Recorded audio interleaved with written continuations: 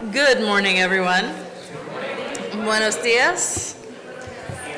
Welcome to Bay Area Unitarian Universalist Church. I'm Reverend Katie McQuage-Loukas, and my pronouns are she and hers. And it was a gloomy morning when I got up this morning. You know, the kind of morning where you want to snuggle under the covers and stay in bed. And I reminded myself that I'm the minister and I can't skip church. And then I walk in and I see so many delightful faces, and there's the buzz of all the things happening in the building, and I'm just always so glad to be here on a Sunday morning.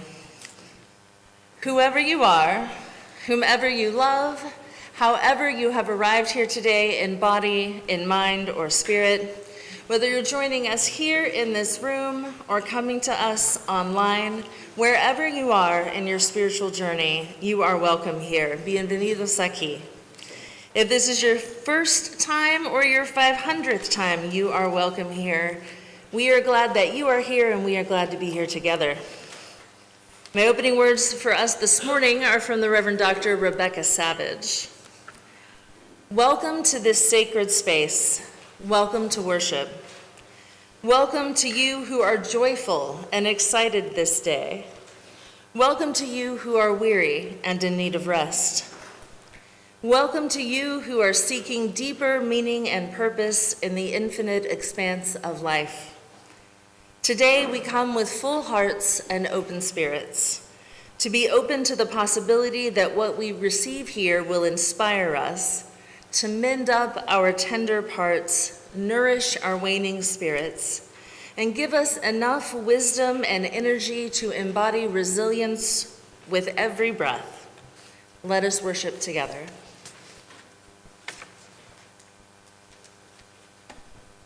Good morning. Cliff Grimm will light our chalice this morning. And as Cliff lights it, please listen to the words of Eric Walker Wickstrom, who says we need one another. We come together this morning because within us there is something that knows we need more than we can find in our aloneness. We know instinctively in the depths of ourselves that we need others for this journey of life, even though we also guard our independence and individuality jealously. So let us celebrate all that makes us unique, yet also that makes us one. And let us dream dreams of all we can do together. Thank you, Cliff. Please join me now in body or in spirit and stand for opening song number 128, For All That Is Our Life.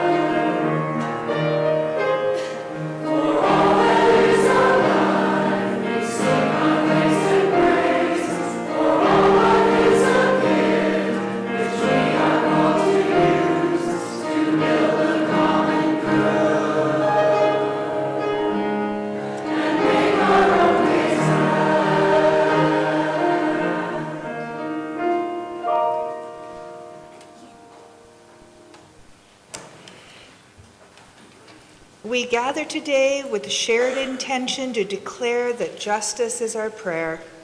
We affirm in covenant with the beloved community that is possible, not here, not quite yet, The seeds have been planted time and time again.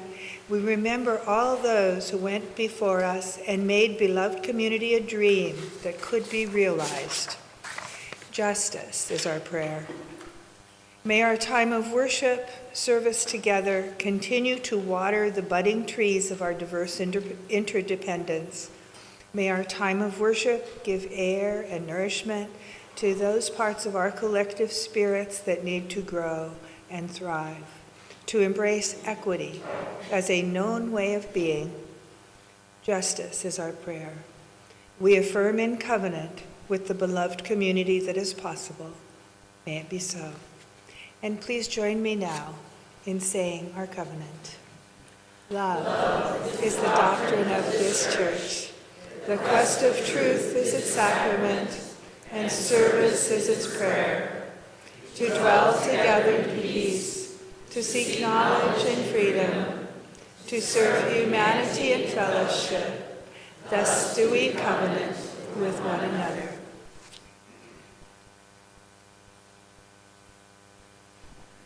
And now, please join with me in the Spanish. El amor es la doctrina de esta iglesia. La búsqueda de la verdad es su sacramento, y el servicio es su oración. Vivir en paz en comunidad, buscar el conocimiento en libertad, servir a la humanidad en fraternidad.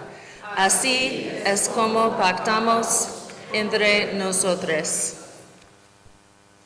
So last week we blessed our chalices, all the ones I gathered from around the building, some people brought from home, and some gathered for you all to take with you. And I know that not everyone got the chalice to take home that their heart desired, so I got some more.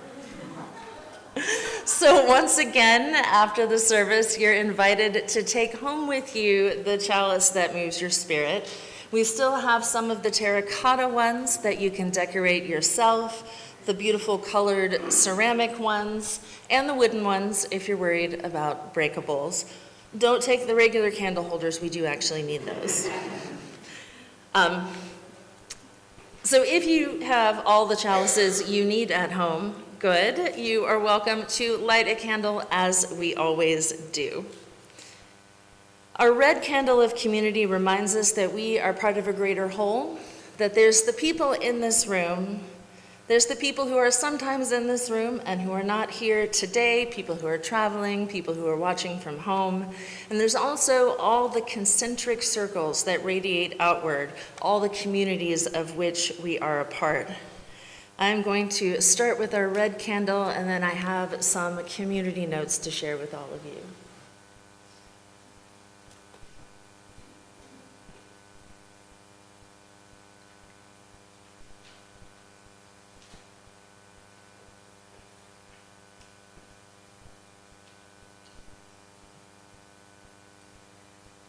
And I believe these are in the order of service, so you don't have to try to remember details.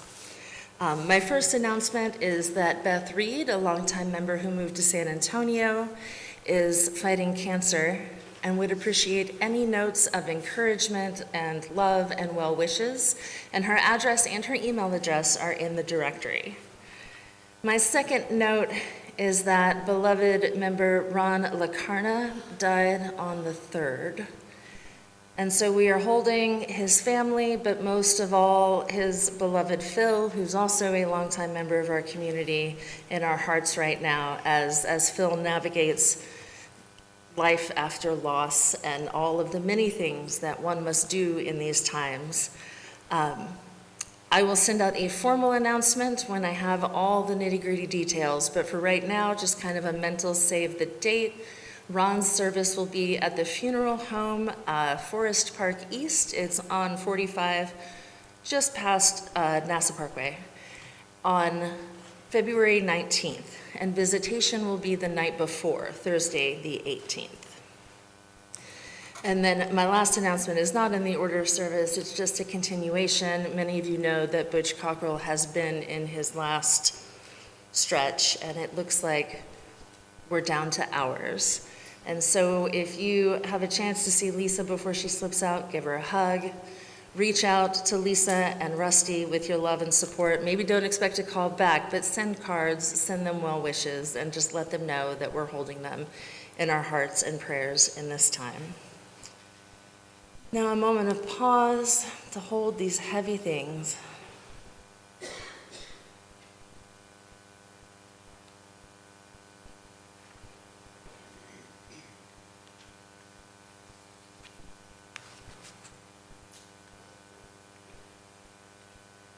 And may Ron's memory be a blessing to us and to all who loved him. Our white candle for peace reminds us that this world is not a peaceful one, but that we are committed to doing our part to inch our way ever closer to a more peaceful world. This flame is for our commitment and our recommitment again and again, week after week.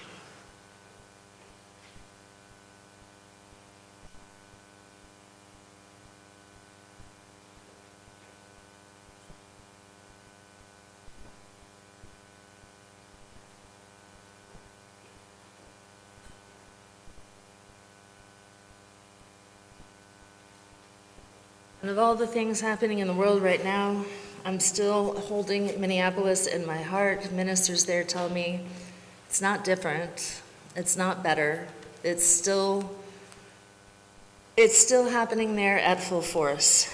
And my minister friends in Portland, Maine say that it's been very scary there too. There's so many places in our country that are violent and fearful. And there's a lot we can do to change that and make it better, but it is slow work and painful work. And so the candle reminds us to keep going, to keep on keeping on. Each week, we bring all of our own concerns, not just big earth-shaking events, but all the things that make up the fabric of our lives, and all those things come into this place with us. There are joys among us and sorrows, there are celebrations and milestones, and there are worries and concerns. Bring all of those things forward and light a candle for them. I invite you to come forward and light a candle as you are moved, and please raise your hand if you would like a candle brought to you.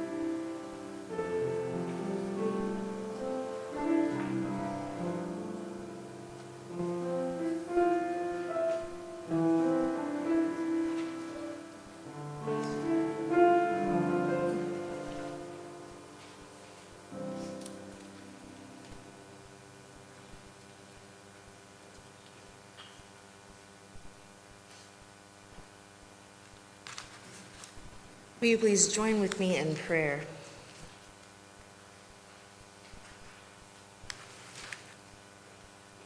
Infinite mystery, power of the burning stars and shining moons and the void between them, power of burning hearts and shining spirits and the ties that bind them together. You are ever present, ever in motion, a creative force within and between all things. May we be awakened to the power of life, the power of love, powers that are often invisible to us in our ordinary living. May we especially notice delight today, the joy of wind and leaves, the warmth of companionship and community. In these times when so much feels uncertain, remind us that we can trust in one another. Remind us that we are the builders, the maker of connections, the seekers of truth, the lovers of wisdom. May we be alert to our place in the interdependent web of being, noticing how we are bound together and where we can choose to shape and grow those bindings. Spirit of life and love, empower us to be the blessings the world needs, to be the bearers of love and hope, and to do the work of healing and justice in this world. Amen, and may it be so. Please remain seated for our prayer and song. Our meditation hymn is "There is a Love."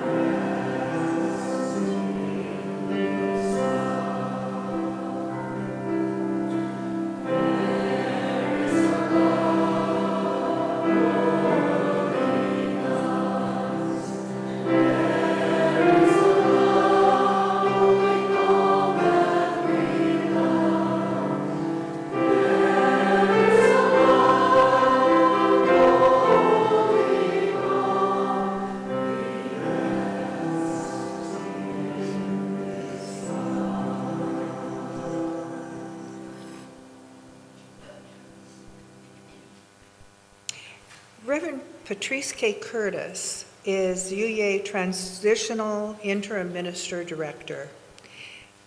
They collaborate with ministers and religious educators in amplifying belonging, diversity, equity, inclusion within our congregations, and in challenging unhealthy patterns that make beloved community difficult to realize. Before their ministry at the UUA, they served 3 congregations, also the Church of the Larger Fellowship and the UU Justice Ministry in California. They write, "You," yes, you, right there, you reading this or listening, "You are the spirit of the holy, face of the sacred. You, frail, strong, human body, the universe manifest. I give thanks for you. I turn my face and hands toward you to behold and hold you precious. My kindness lays upon you and surrounds you. And when I fail, frail myself, I turn yet again and again to be gracious to you. I am inseparable from you for all time, from this life to the next and all that follow. It has been so, it is so, it will be forevermore."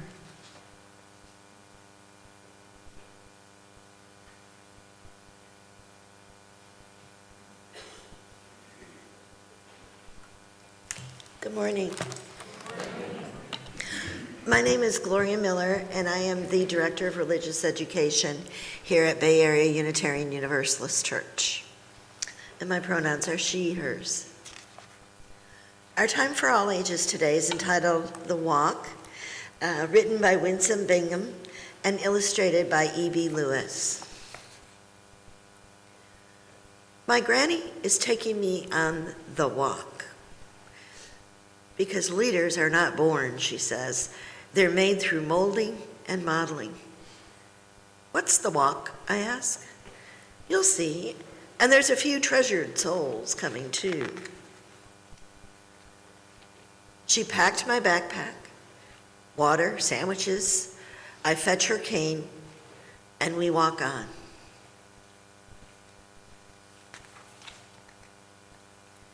We stop around the corner. Are we here yet, I ask? No, not yet. A woman pushes a walker down the driveway. Ready? Granny asks. Well, every time I take this walk, the woman says, I feel like it's 1972, all over again. I shut the gate, and we walk on. Red, white, blue swirls in a cylinder. Granny smushes her face against the big window. Tap, tap, tap. She raises her right thumb. So, we are here, I say. A wave of men stroll outside, and they're prepared and waiting. Ready, Granny asks. Yes, ma'am. The man flips the close sign. You know, I thought after 2008 that I could skip a few of these walks. But I see we need them now more than ever. Right about that, Granny said. Now, let's go collect the rest of these treasured souls. And we walk on. We stop at Mrs. Wong's. Tap, tap, tap. We're here now, finally. Hello, everyone, Mrs. Wong says. This is my granddaughter. Say hello, Manny. Manny waves and smiles. And I wave and I smile back. Mrs. Wang holds Granny's hand, and Manny holds my hand, and we walk on. More steps, blocks, boulevards, circles, courts, cul-de-sacs, and a Catholic church on the corner. Me now doing the smushing, and me doing the tap, tap, tap. More people. A sea of faces swimming upstream like a school of fish. We walk on, traveling in a group, talking like family, together, a community. The street is getting noisy and busy and hustling, bustling, clattering and chattering, people in cars and people on foot. Red signs, blue signs, honk, honk, beep, beep. When are we going to be there, I ask? We've been walking forever. Well, the walk wasn't always this long, Granny says, but folks keep making it longer. They don't want us to say what we have to say, and that's why we have to show up, show out, and show them. Please tell me no more walking, I say. My legs hurt. Granny laughs. We're here. You're silly, Granny, I say. There's no school today. Oh, school is always in session, baby. And today, the lesson is for the community.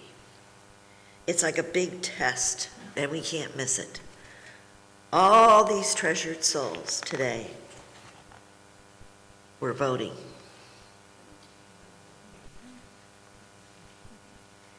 Your school is our poll site, and it's where we come to vote.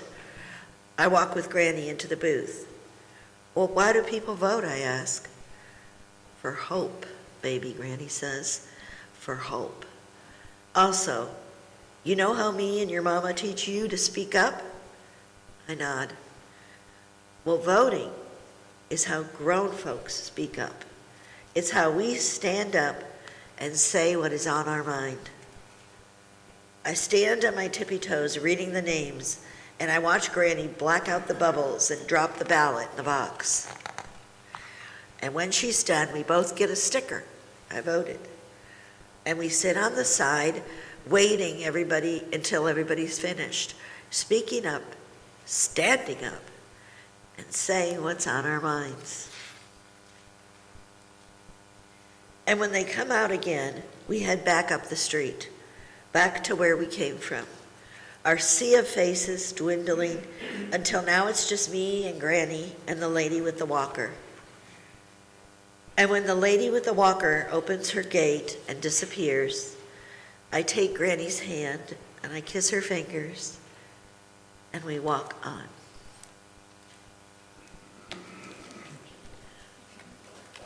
Jake, would you like to be our keeper of the flame today? You can say no. Okay.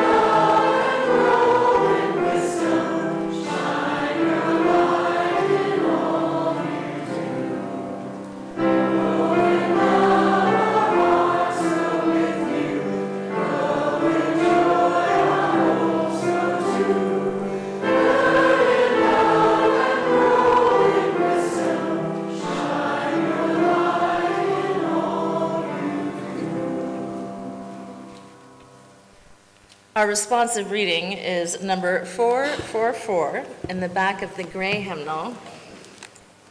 It is This House by Kenneth Patton.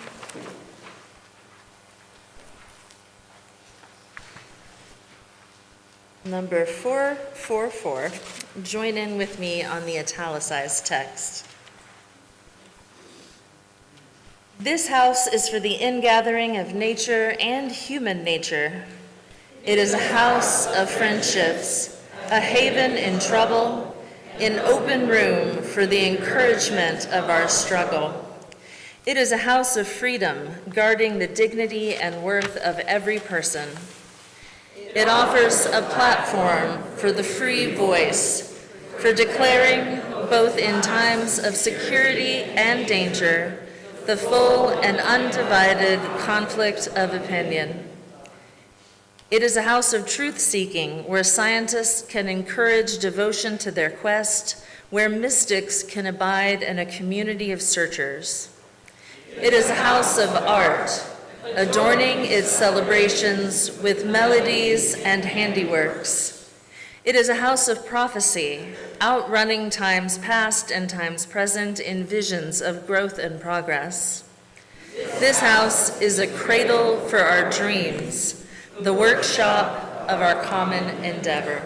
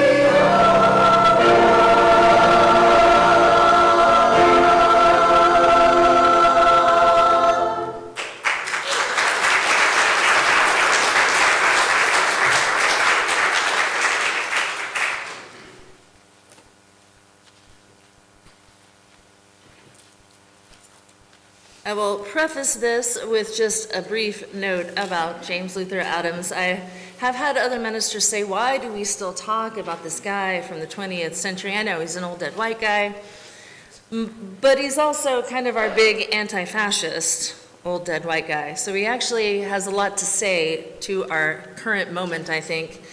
And I know I've told the story before about when he visited Germany in the 1930s, before things were getting really bad and people didn't quite know until they got there.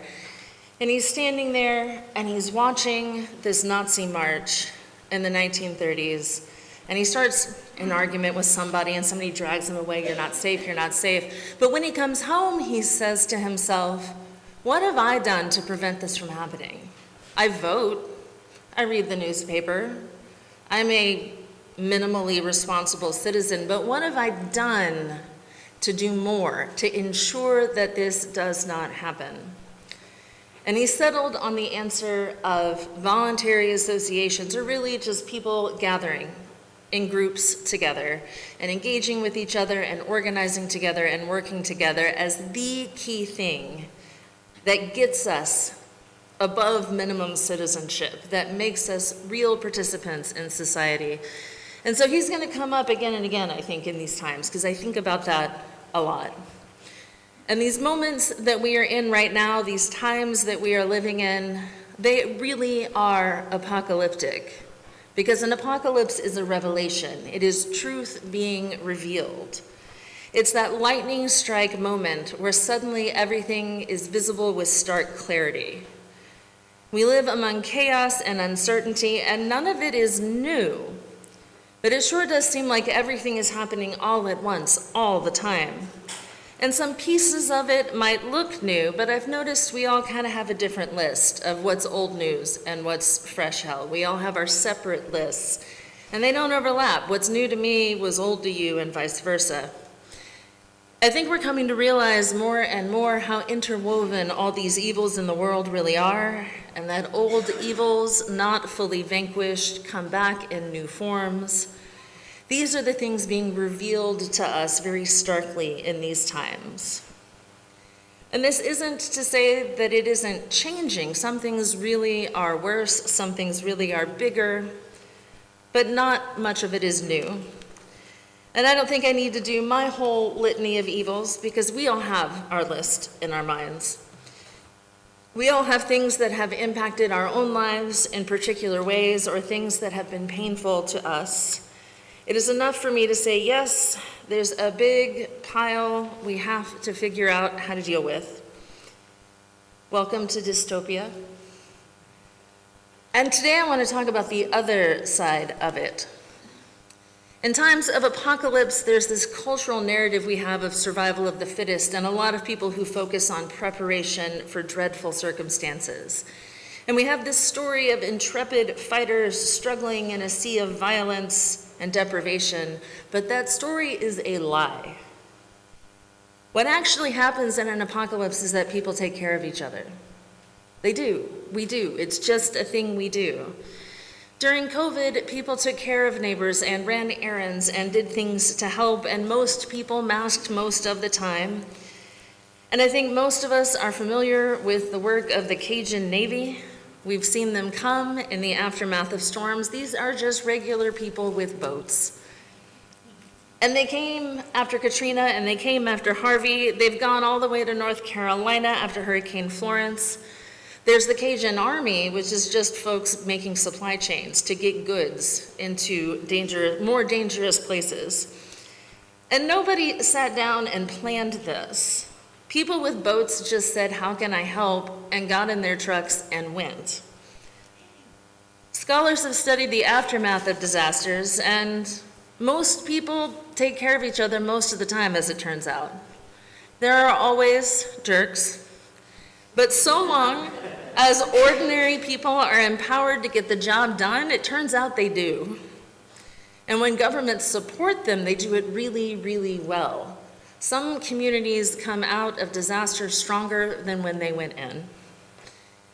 But when government and institutions amplify conflict and put up roadblocks, that's when disaster becomes catastrophe. And the way I see it, this moment we are living in is more like that last bit. Our institutions are not serving us, and it doesn't seem likely that will change tomorrow. All is not lost. There's always elections coming. There's always another election to look forward to, and there are always opportunities for leverage and reform. But we don't have to wait for that. The real opportunity for change in our lives right now is what we do with our own hands, independent of what's happening in institutions. Institutions are always kind of partial failures. They're built on compromise and negotiation, and they're built on the norms of a society that doesn't actually value and meet the needs of every person. Institutions are always inherently flawed, yes, even this one. But like I said, most people want to be helpful and constructive most of the time. So while we work to transform institutions, we can also build other things, something different. Mutual aid is the term usually used for communities of care that kind of operate without hierarchy and with pretty minimal organization. This means no one's in charge, although there might be some structure to make sure things get done. And mutual aid is not groups going out to serve the other. It's not charity, it's not outreach, it's just people helping people. This is what we're seeing in Minnesota when parents band together to guard the routes in and out of schools. It's not people swooping in from somewhere else to be saviors. It's neighbors helping neighbors, it's parents helping parents. And groups form around relationships that already exist, like those neighbors and parents helping each other, but also relationships can grow out of the groups. Sometimes the aid comes first, and relationship growth is part of the process. Part of being non-hierarchical and horizontal and person to person means that this is all about relationships. And the slogan for a lot of mutual aid folks is solidarity, not charity. We understand that we are with each other. And we see this in community food projects, volunteer health clinics, and all kinds of places. We especially see this in communities that lose access to institutions built out of necessity. And the thing that comes to mind right now is trans people helping each other with DIY treatments and healthcare. But what if this was not a temporary reaction to pressure, but a foundation and a baseline that we built with purpose and intention? Do I want a world in which FEMA does not exist? No, I think it's a really good idea that the government sends supplies and aid. But I think at this moment in history, most of us aren't quite sure we can trust that. But I trust you. I trust us. And I would trust those institutions more if I knew they were being built by people who believed in human capacity and connection, instead of by people who believe in wealth, or race, or the idea that some people deserve more help than other people. We've watched those institutions leave people behind again and again. But when we ground ourselves in building relationships and communities that don't leave people behind, that has the capacity to fold in more and more people as the network of relationships spreads through our connections. There is a part of my heart that tends towards anarchism that wants to say this is enough and this will heal the world and we don't need institutions. But the part of me that lives in this world, the world we actually have instead of the world I want, also sees this as the path to transforming those institutions. It takes time, but if we engage in this work and bring it into politics and institutional work, those institutions will eventually, inch by inch, change. And maybe we could build a politics around the common good instead of competing interests. At the peak of kind of the liberal majority in the United States, we lived in a realm of community organizations. Robert Putnam's Bowling Alone is probably the big book that talks a lot about this. This is the era he's looking back at, when most Americans participated in all sorts of things. Obviously bowling leagues from his title, but all kinds of leisure organizations, work groups. This is peak union membership as an era. There were parents groups and neighborhood groups. There were so many groups that everyone was a part of all the time. This is also peak church membership in America. And this was an era in which you were expected to be part of woven together social networks. And that's not the primary reason we ended up with the New Deal and the Great Society, but it does speak to an awareness on the part of the public of social concern, of ties binding us together beyond our own immediate interests. To return to James Luther Adams, he thought a lot about how we are shaped by participation in those organizations. These organizations stand between us and the state, and sometimes between us and the church as an institution. And we learn how to spread out responsibility and how to understand ourselves as people with agency and power to make things happen, because it's on a scale that we can handle. We experience that scale, and that changes how we think about citizenship and voting and all those things that are on that grander scale. And it's important that these groups are voluntary, that we choose them. We don't necessarily choose our families, our nations, perhaps our churches, depending on the arc of our lives. But we choose who we want to go bowling with, and we choose who we want to build a neighborhood group with, even if it's just by choosing the neighborhood. We choose who our friends are. And in those places, we learn how to discuss difference, we learn how to negotiate, how to compromise, how to build consensus. And we learn how to create a pluralistic, multi-voiced vision of the future that includes more than just our own selves. And most importantly, we learn very practically how to organize people to get things done. So that part of me that is realistic and understands we will always live with institutions, I see this work of relationship and mutual aid as a way to grow the values I want to see in citizenship, in the world, in voting. I want to nurture the values of care and community, and also the skills of organization and discipline, the tools we need to change the world. Adams called special attention to these broad-based voluntary organizations as building the values we Unitarian Universalists love. This was religious and theological work for him. A group focused on a special interest might teach us about organizing, but these voluntary associations that cross differences, they teach us about pluralism and generosity and equity. And we come to understand at a deep level that our fate is bound to the fates of people not like us, who have other interests. And those interests become important to us, and our interests become important to them. Adams saw human nature as perpetually torn between the will to power and the will to mutuality, because these are both ways to survive. These are the survival instincts in us. The question is simply whether we act to save ourselves or whether we act to save all of us. And we have that natural tendency towards cooperation and mutuality. We see it time and time again in our histories. And that tells me that that's what really drives most of us when it comes down to it. But the world we live in means that the will to power is what takes people to the top. And so those are the forces that control government and institutions. And right now, at this moment, our government and institutions are being torn down to the ground, thoroughly dismantled. And yes, this is a disaster we're all figuring out how to survive. I'm not one to advocate for tearing down. I'm not quite a true revolutionary in that sense, because the collateral damage is always too great.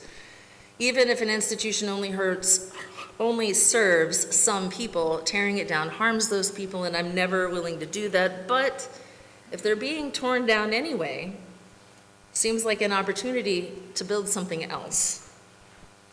It's a chance to build it differently and build it better. It's a chance to experiment with multiple ways of living, little mini utopias where we try it out and then try to bring it out into the world. That project's going to happen anyway, so we might as well try to steer it in the directions of our own visions and dreams. As a religious organization, we are uniquely positioned to give this a shot.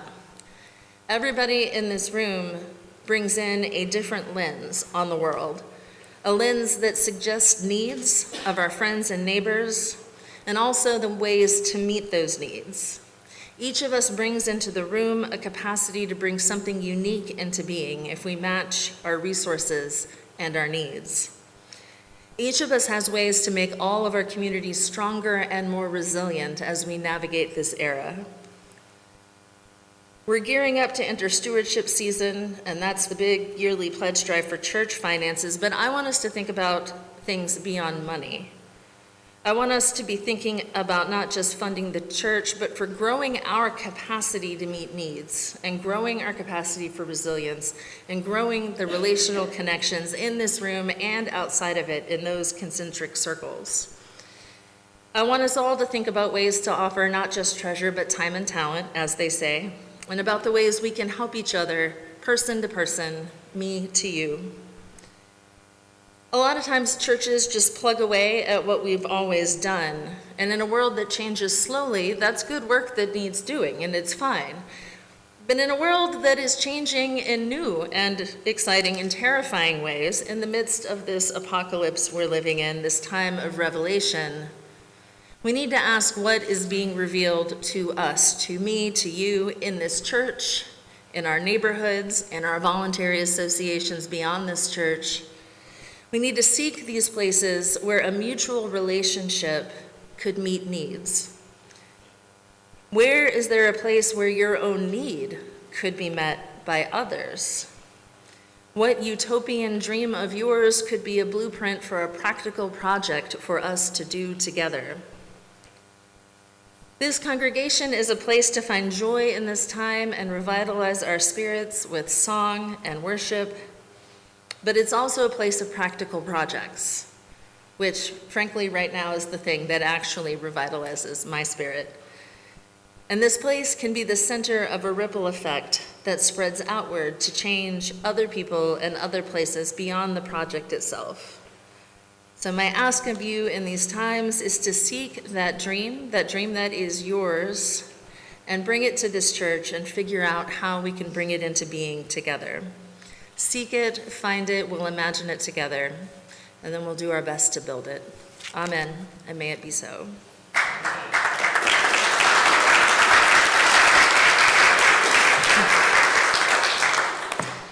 And for all that I just said, let's talk about time and talent instead of treasure. Right now is the moment for treasure. This is our offering for the sustaining of the work of our community. Please consider whatever abundance you have in your life so that you might be able to lean into generosity. We will receive it with gratitude. And if you are a visitor, please remember that your presence is also a gift, and don't feel pressured. Please give as generously as you are able.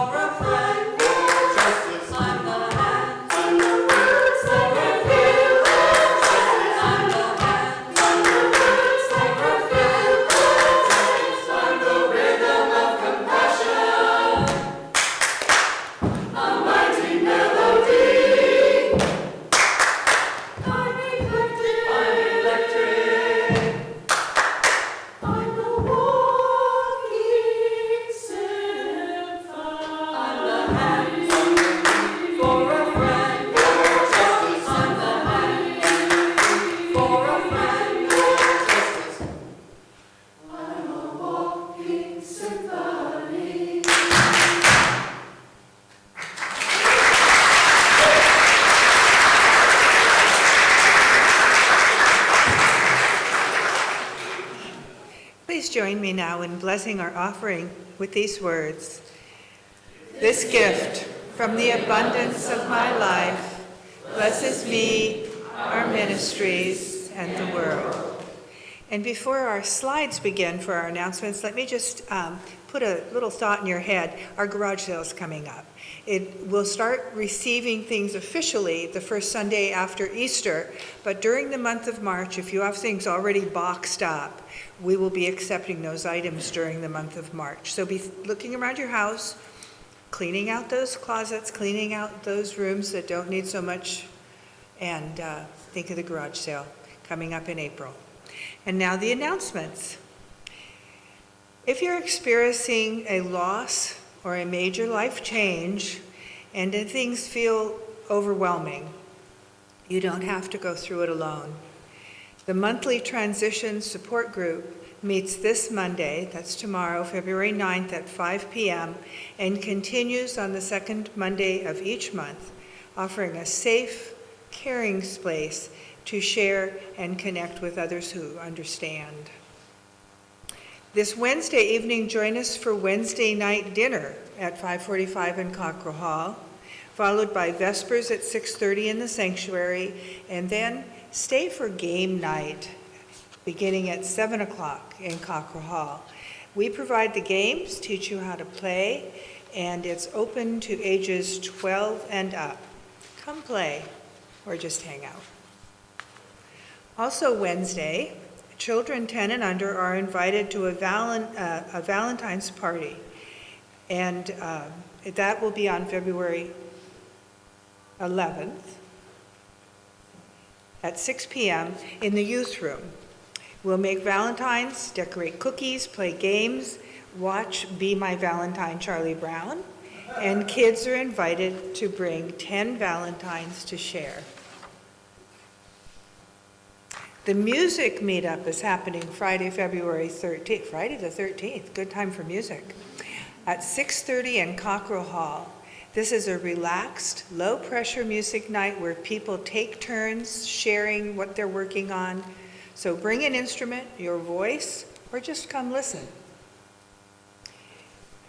The 4th through 9th graders are invited to a Palentine's party, I like that, on Saturday, February 14th at 6 p.m. There'll be pizza making, homemade ice cream, and they'll watch The Princess Bride. Youth are encouraged to come, bring a friend, and have a fun night together. Next Sunday is our semi-annual blood drive. Now the screen says February 16th, that's actually the 15th. And donating takes less than an hour. You can, all kinds of ways you can sign up. You can sign up in the parlor, or use the QR code, or see Joss and Sean and sign up that way. There are many ways to sign up to save lives, so sign up for next Sunday's blood drive.